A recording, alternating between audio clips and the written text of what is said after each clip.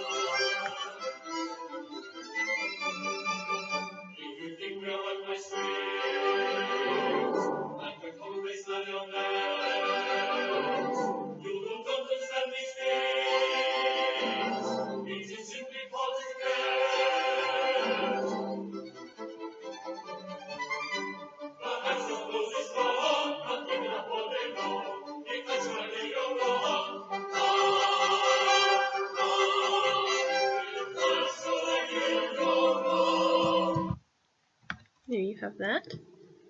And also within that time span, they wrote Ruddigore, The Yeomen of the Guard, and The Gondoliers. Sadly, the author, composer, and producer Richard D'Oyley Carte split in 1890 when there was a disagreement over how a sum of money had been spent. There had already been some tension among the three men. Gilbert was mistrustful of Carte's management of the money. Sullivan had grown tired of Gilbert's style and was frustrated that his music always had to match Gilbert's interpretations and ideas. Thus he did not have as much artistic license as he wanted. The main disagreement was between Gilbert and Carte, but since Carte had agreed to produce an opera composed by Sullivan at the Savoy, Sullivan ended up siding with Carte in the argument. The thing that tipped this precariously balanced scale was Gilbert's discovery that Carte had bought certain amenities to refurbish the theatre, among which was a carpet for the front entrance. Gilbert argued that there was no need for such an expense, and the argument resulted in he and Carte refusing to work together. The matter eventually went to court, when Gilbert contested that he had not been paid what was due to him. It was decided that Carte would pay Gilbert the rest of what he demanded, suggesting that though Gilbert may have begun the quarrel, Carte was not blameless. After this dispute, Gilbert attempted to reconnect with Sullivan and Carte. Carte would not meet with him, although Carte's wife, who helped extensively with the business, did. Sullivan would have liked to mend the breach, but Gilbert required that Sullivan retract a statement he had made in court, which he was unwilling to do. This episode became known as the Carpet Quarrel. In 1893, the trio finally reunited and produced their last two operas, Utopia Limited and The Grand Duke. Now, after 125 years have passed, Gilbert and Sullivan and their plays are still celebrated and performed. Their scripts lend themselves to both amateur and professional stage productions alike. Shown here is a clip from a production that I directed and produced with two sisters of mine and some friends. One sister made the background, and we were in charge of everything, the costumes, choreography. I played the piano music along with every song, and in this video am playing the part of Fish Tush shown on the far right. I wish to go, and greatly inclined to brightly shine, and take the line of hero fight with recondite. I must define and go and show the friend and foe how much you dare. I'm going to wear it for a fair, yet I declare I take your shove, I don't much care. I must define the fight,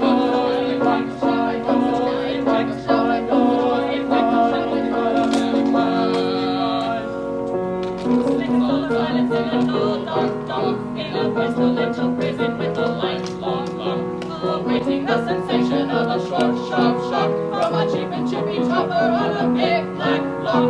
We sit in solemn silence in a dull dark dock, in a pestilential prison with a lifelong lock, awaiting the sensation of a short, sharp shock from a cheap and chippy chopper on a big black block. A dull dark dock, a lifelong lock, a short, sharp shock, a big black block. We sit in solemn silence in a pestilential prison and awaiting the sensation from a cheap and chippy chopper on a big black block.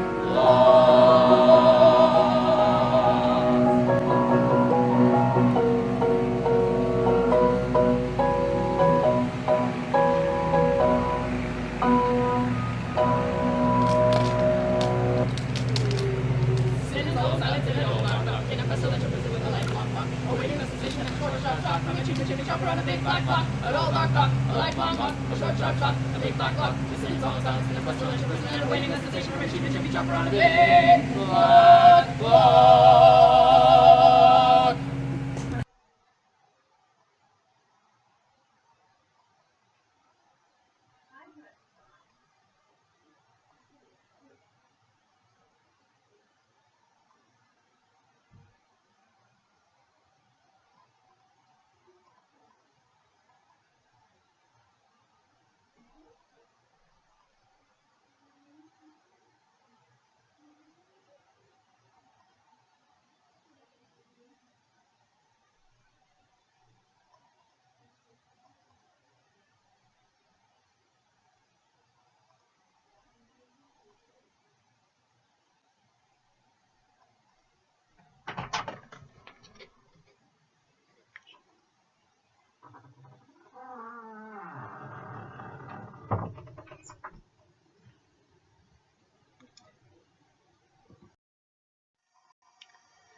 Here is that same song in a professional production that you can watch if you so desire.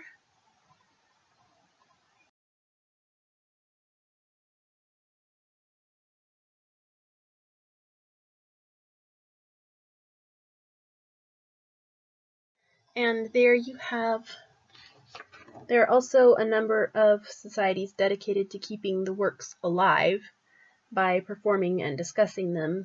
Some of the operas, specifically the Pirates of Penzance, are still included in the repertoires of both professional and amateur theater groups. And there you have a very brief overview of Gilbert and Sullivan. I hope you enjoyed it. Thanks for watching.